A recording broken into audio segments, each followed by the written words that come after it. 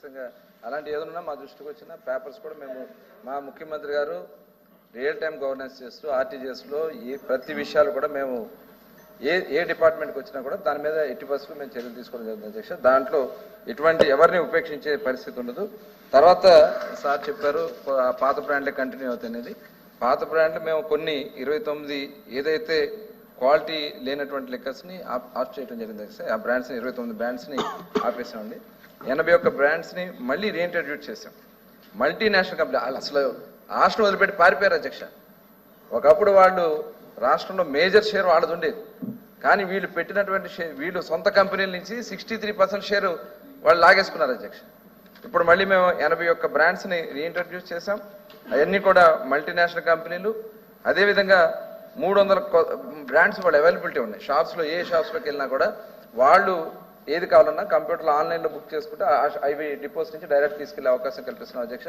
తర్వాత de-addiction centre మరి ఒకళ్ళేమో కావాలంటారు, ఒకళ్ళేమో వద్దంటారు, మరి ఏంటో అర్థం కావట్లేదు అధ్యక్ష.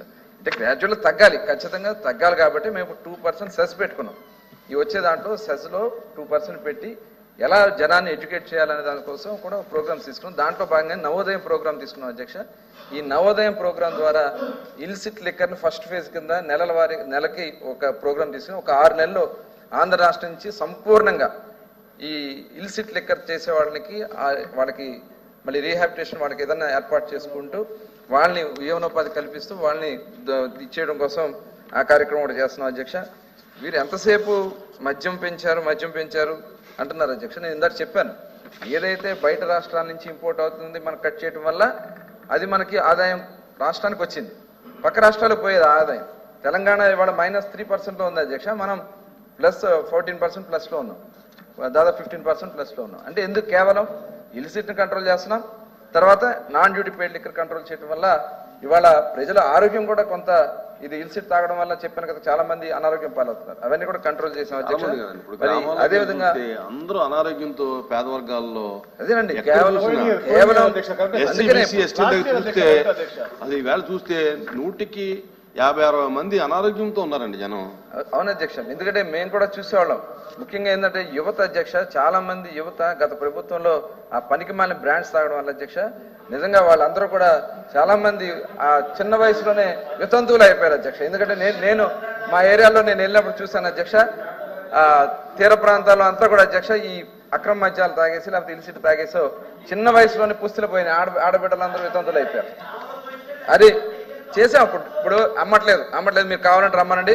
ఇవాళ దానికి ఎట్లా పడితే మనం అలా చేయడం నేను చెప్తాను. ఒక్క నిమిషం. ఇప్పుడు ఆల్రెడీ డిపోస్ లో ఏదైతే వీళ్ళు గతంలో బ్రాండ్స్ ఏదైతే ఉన్నాయో అన్ని ఆపేసామో, ఏదైతే మేము చెప్పినటువంటి బ్రాండ్ చేసాం అనుకున్న బ్రాండ్స్ అన్ని కూడా డిపోస్ లో ఉన్నాయి అధ్యక్ష. దానికి పర్మిషన్స్ తీసుకుని దాన్ని డిస్ట్రాయ్ చేయడానికి కొన్ని అవసరం పర్మిషన్స్ తీసుకుని డిస్ట్రాయ్ చేయడం జరుగుతుంది అధ్యక్ష. తర్వాత ఎన్ని కేసులు పెట్టారు నేను క్లియర్ గా ఫస్ట్ రాగానే చెప్పాను, 6,800 కేసులు పెట్టాం. అలాగే మా ప్రభుత్వం వచ్చిన తర్వాత చెప్పా కదా 5 షాపులు 15 షాపులు రద్దు చేస్తాం. త్రిమూర్తులు గారికి 15 షాపుల్ని 15 షాపులు రద్దు చేశాం. కూర్చోమ్మా అధ్యక్ష.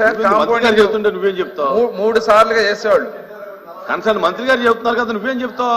చేయెత్తి అది గతంలో కేసు పెట్టి నెక్స్ట్ టైం ₹1,00,000 రాసి అట్లా 3 times గా చేసేవాళ్ళు.